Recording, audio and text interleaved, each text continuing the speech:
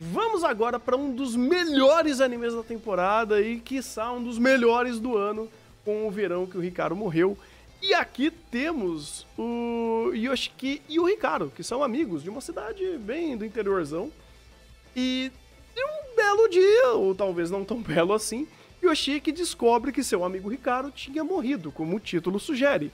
Porém, o que era o Hikaru agora não era mais o Hikaru, nem um ser humano, era uma entidade, uma criatura, alguma coisa do além que tomou a forma do Hikaru e agora eles vão conviver juntos, né? Esse novo Hikaru vai viver a vida do antigo Hikaru sem levantar muita suspeita, enquanto o Yoshiki tenta lidar com essa situação do seu amigo barra crush, né? Acabar se tornando esse monstro e essa situação que gerou da perda dele, de como ele vai lidar com a morte do Hikaru, de aceitar esse novo Hikaru, como que ele vai lidar com isso, enquanto tá rolando outras coisas macabras na cidade, outros eventos macabros que são feitos por esse novo Hikaru, ou não, porque tem outras entidades ou outros eventos acontecendo que são de outro mundo dentro dessa cidade. Cara, aqui a gente tem, assim, um dos melhores, se não o melhor anime de terror que já foi feito nessa indústria.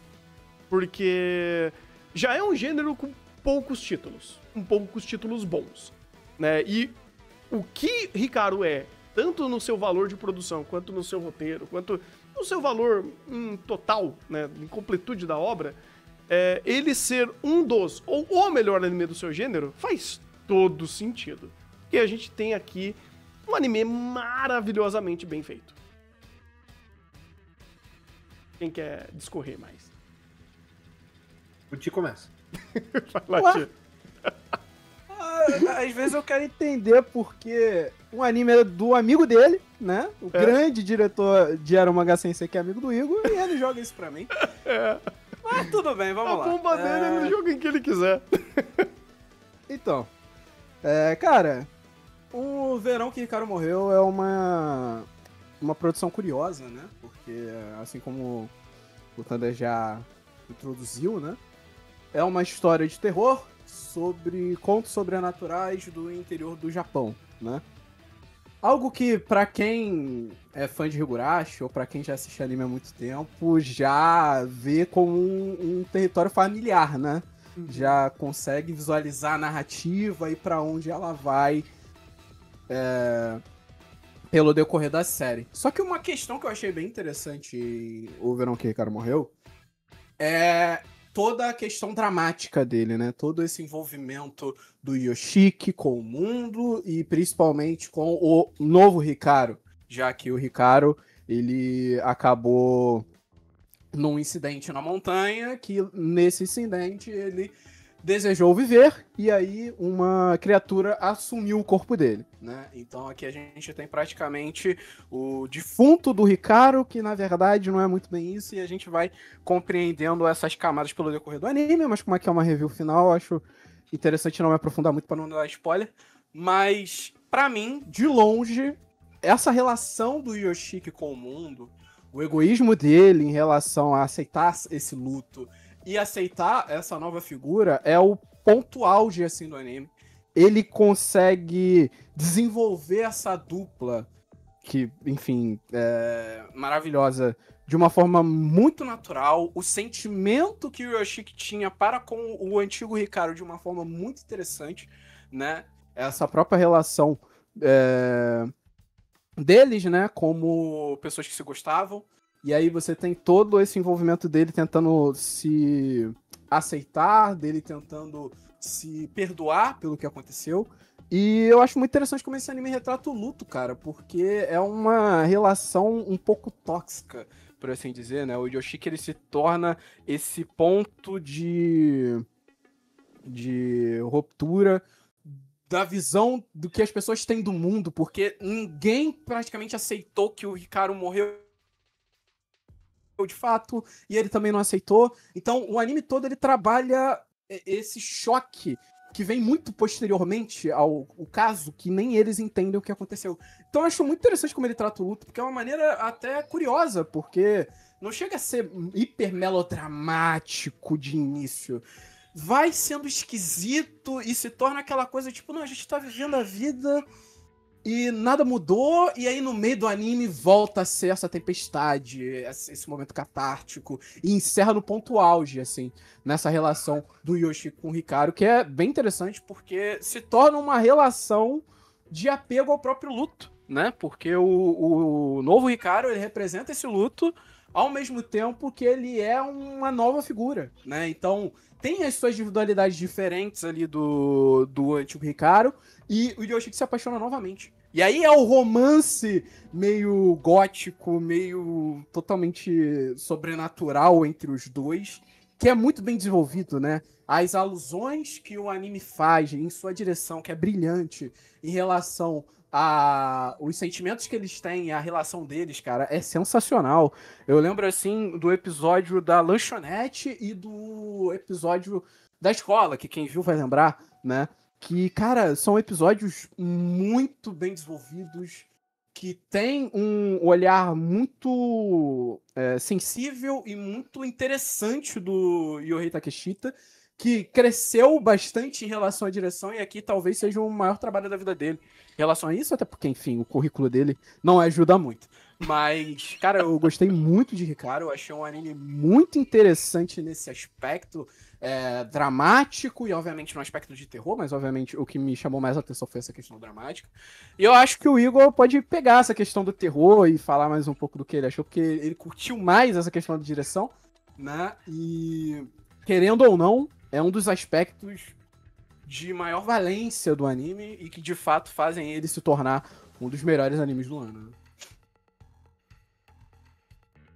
Então, porque a gente tá vivendo uma era um pouco diferente pro gênero de terror, porque hoje o terror, ele não é só terror, ele é terror e muitas coisas. Você tem Sinners, que ele é um terror com muita ação, às vezes, você tem Pânico com terror e comédia.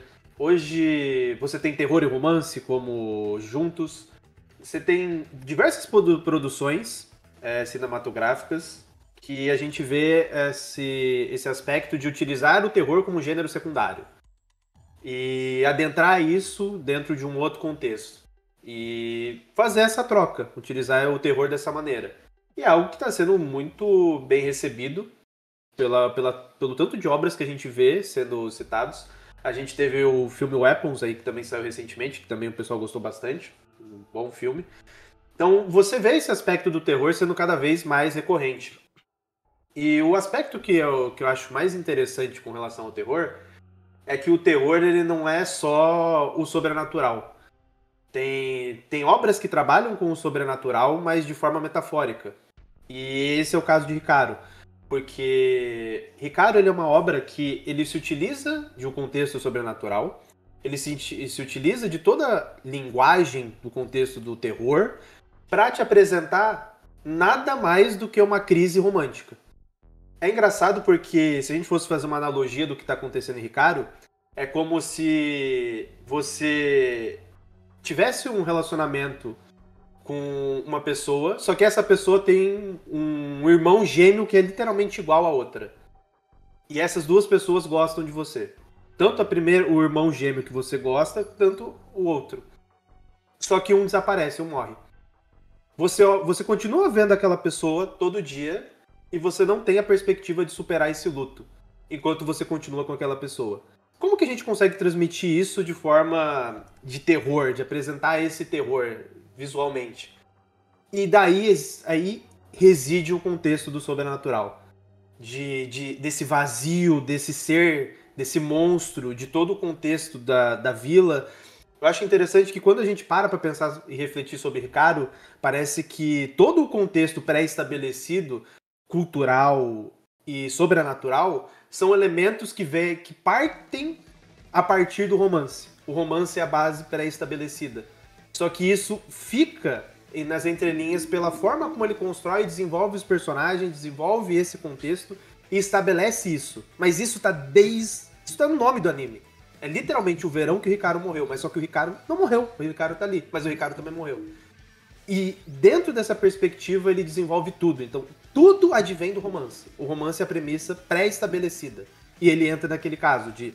É uma obra de romance que usa a linguagem do terror para transmitir e comunicar isso.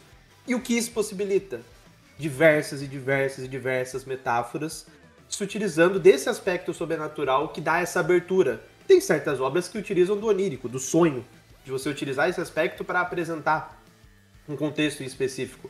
Aqui ele se utiliza do sobrenatural. Isso que é o mais fantástico da obra, porque ele consegue trabalhar muito bem a linguagem de terror, ele usa muito bem os recursos sobrenaturais, ainda utilizando o aspecto de bagagem cultural do contexto de onde ele se situa, e agrega isso a uma trama sobre romance, utilizando dois personagens centrais dentro de uma narrativa linear que tem todo uma contextualização de mistério com relação à vila.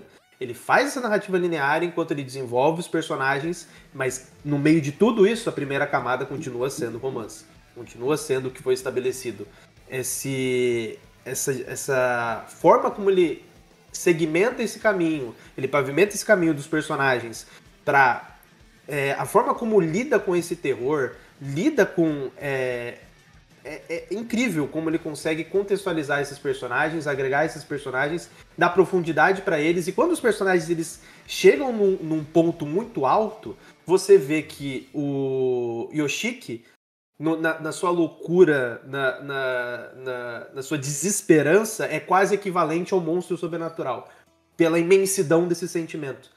E ele coloca isso e contrapõe esses dois em diversos momentos, para você ver o contraste do ser humano com aquele ser que é monstruoso. E o quanto o ser humano é mais monstruoso que o próprio monstro. Então ele consegue fazer essas brincadeiras pela forma como ele contextualiza tudo isso. E assim, é uma estrutura narrativa ímpar. É algo, quando você para pensar nesses detalhes de como ele estrutura isso, de como é feita a composição de série para sair do ponto A ao ponto B e até o ponto Z do final da primeira temporada, é algo assim fantástico. Todas as reflexões, todos os contrastes de personagens, todo o desenvolvimento em torno deles, a angústia dos personagens é extremamente rica e vívida, desde os personagens principais até os personagens secundários.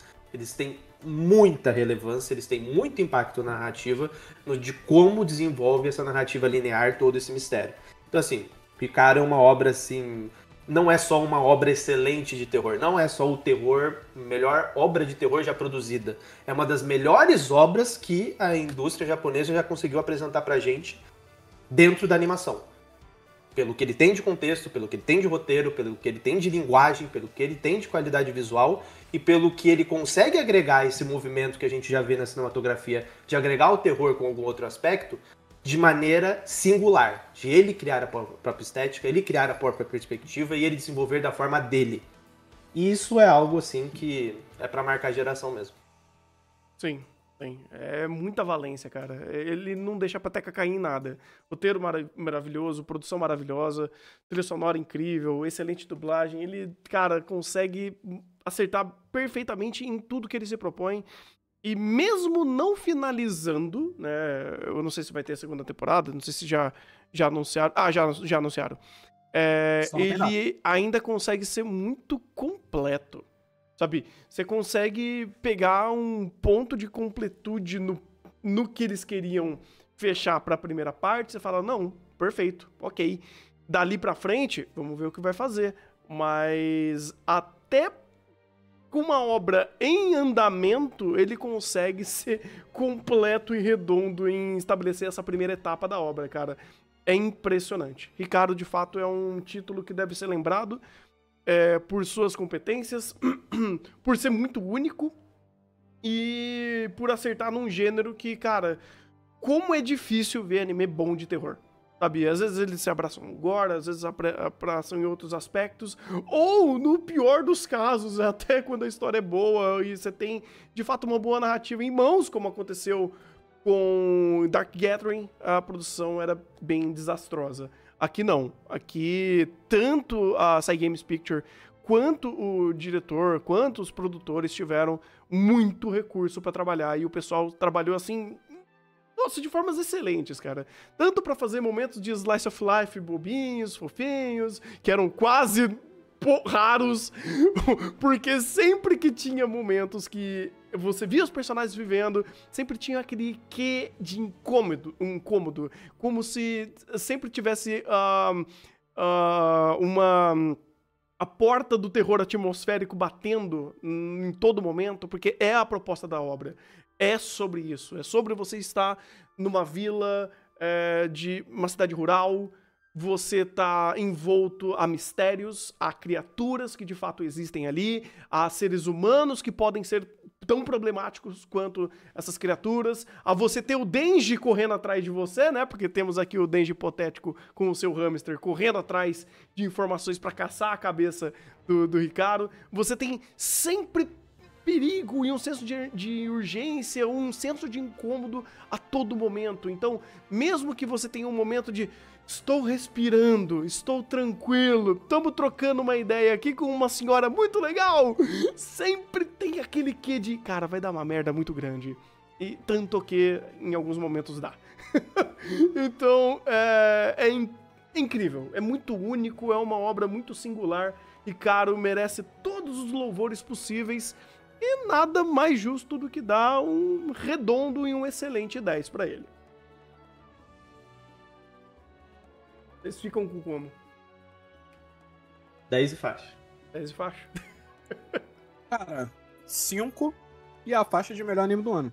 5 estrelas, tá? Pra não deixar vocês assustados, porque agora eu vou mudar minhas métricas. Usarei estrelas, que eu acho mais padrãozinho. Você vai usar estrelinha, entendi. Você não é adepto ao My Anime List, entendi. É adepto ao Letterboxd. Até agora. Agora eu virei adepto ao Letterboxd até no Anime List. Caraca, vai usar o Letterboxd de Anime List, entendi. Aí vai começar essas putaria de 4,27. Aí eu já tô vendo. Não vai ficar uma merda isso. Mas tá bom. Porque o Anime List só restringe a você dar 1, 2, 3, 4 ou 5, entendeu? Ah, não tem estrela quebrada? Não tem. Ah. Então é 5 estrelas e faixa pra Ricardo. Entendi. Até agora é o melhor anime do ano, quero ver quem bate. Isso é uma conversa pro nosso eu do futuro.